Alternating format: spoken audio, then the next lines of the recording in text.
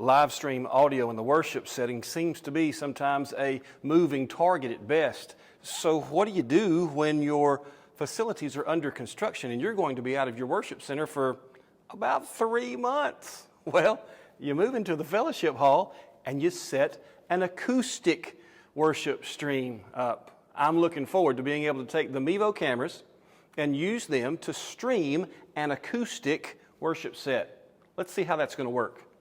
So we'll start with a single, simple Mevo camera. It's going to be on top of a mic stand. Unobtrusive, easy to move if we need to. I do want to have it in a spot where I can catch all of my instruments across the front. So watching my Mevo app on the iPad, I should be able to find a place with its 84-degree field of view where I can catch my worship leaders, my instrumentalists, all here across the front and still have it fairly well centered. Okay, so about halfway back into our facility, at the end of one of the aisles, mounted up high enough that when the folks around this might stand in worship, they probably won't be giving an obstructive view, because most of the folks here are probably not quite as tall as I am. You see that my bald head is in the way.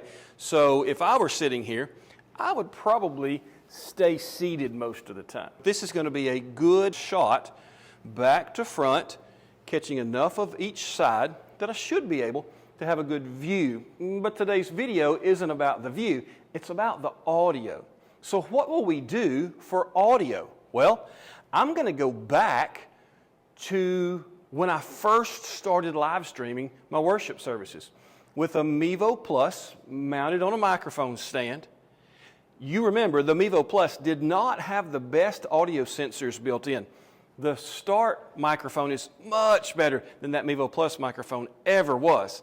So we had to work out some things to try to get better audio to it. And in those days, the first thing I did was use the Mevo Mic app. So what I'll do here is grab my iPhone. I'll set it here on the podium.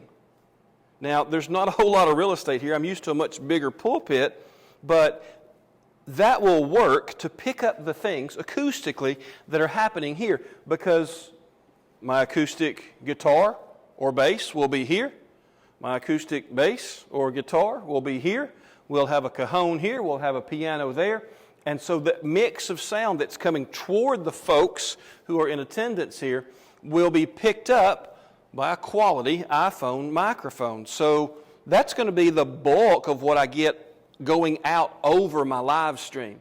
The rest of what I'll get will come from a Rode Video Micro, or we're going to test this out later this week. I picked this one up for a side-by-side comparison between the Rode Video Micro and the Rode Video Mic Go 2. It's about twice the price as the Video Micro, and my question is going to be, in a future video, is it worth the money? Will this work for a quality indoor streaming microphone? Will it work for a quality outdoor streaming microphone with its own dead cat, of course? And then, just for kicks and giggles, we'll ask the question, will it work for my studio microphone? I'd like to have a boomed microphone that is out of frame, and I think the Rode Video Mic Go 2 might be the solution for that as well. So we're going to put this on the Mevo. We'll attach it using one of my handy-dandy Mevo cold shoe sleeves, available for sale at jdubhoffman.com/merchandise if you are so interested.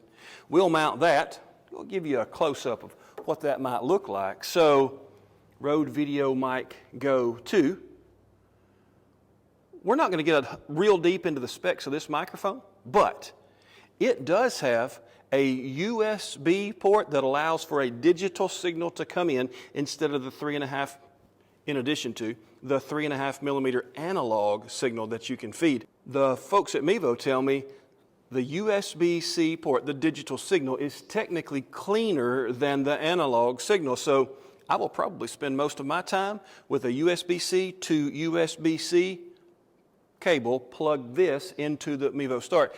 We'll mount this on the, flip around here so we can catch everything that we're looking at. So Mevo's over there. We'll mount this up the back of the Mevo, and then I will probably set this on top like so, and then just simply tighten down the bottom ring so that that is nice and steady. For now, we'll go ahead and plug in the 3.5 millimeter, and we'll see what that's going to be like sitting on top of the Mevo. So we'll just slide this right on. And that is as easy as it is to have audio picked up from the front toward the Mevo Start. The Rode Video Mic Go 2, that's a name for me right there. I have a hard time getting all those pieces in. The Rode Video Mic Go 2 is a cardioid mic that does in fact pick up what's in front of it. It's the shotgun nature of it is going to pick up here. As a matter of fact, the picture on the side of the box, their marketing, shows it to be much more specific even than the Rode Video Micro, which is also a cardioid pattern, but it's much more bell-shaped, and this is much more angular toward the front. So we'll see how it works. At some point we'll test the two, but for now, this is going to be the setup for our audio for our live stream. 2 pieces. So now as we run the Mevo Mic app on this iPad, we have the ability to have it as an input. It tells me now I'm connected to camera 2. Camera 2 is on the microphone stand there. And as I come over to the Mevo app, click on my ellipsis at the bottom right, tap on the microphone, I can see that both the Mevo auxiliary line is active and the First Baptist iPad is active. Both of them are feeding signal into my output, so they are part of this recording that I'm making even right now. As we're testing all this out, the Mevo is recording there. That's directional, so it's picking up what's happening here at the front.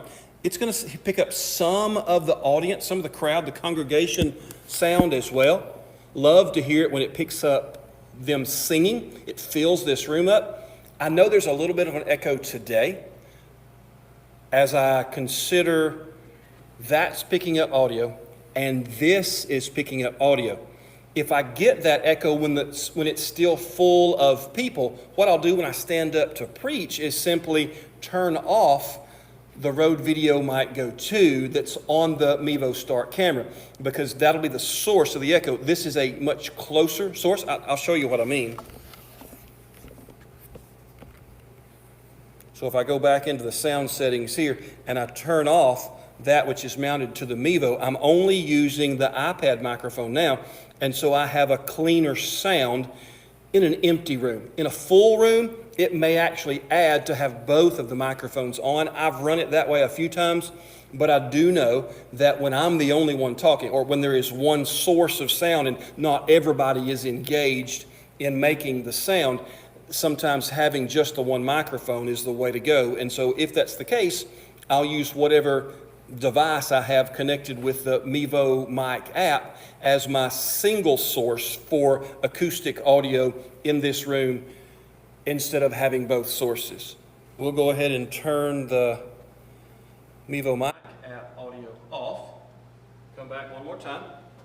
I'm a couple of rows in front of what's happening there. I have no idea if this is going to catch on video or not.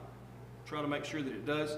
But now I'm just talking straightforward toward the Rode Video Mic Go 2 app, to microphone, and I'm probably 8 to 10 foot away from camera and microphone as we do this little test. Empty room. This is a 40 by 40 basically space as far as this end of the room goes, where we've set up chairs. And so I have 12, 14 foot ceilings vaulted front to back here, or this way to this way vaulted.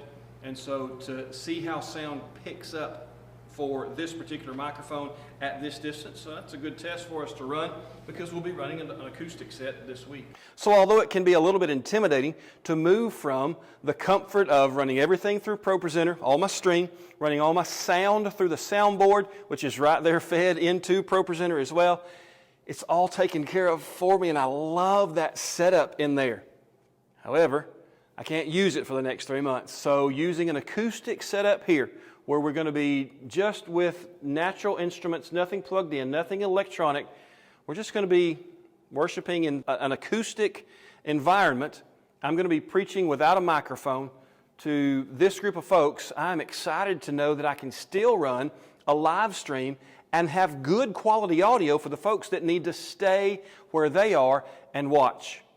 Had a great visit with a fellow today who came by and said, I've been watching your streams on YouTube, and I wanted to come by and check out what's going on at this church. Isn't that why we live stream our services? I mean, yes, for the folks that can't make it here, but also for the folks that want to see what's going on at our house of worship.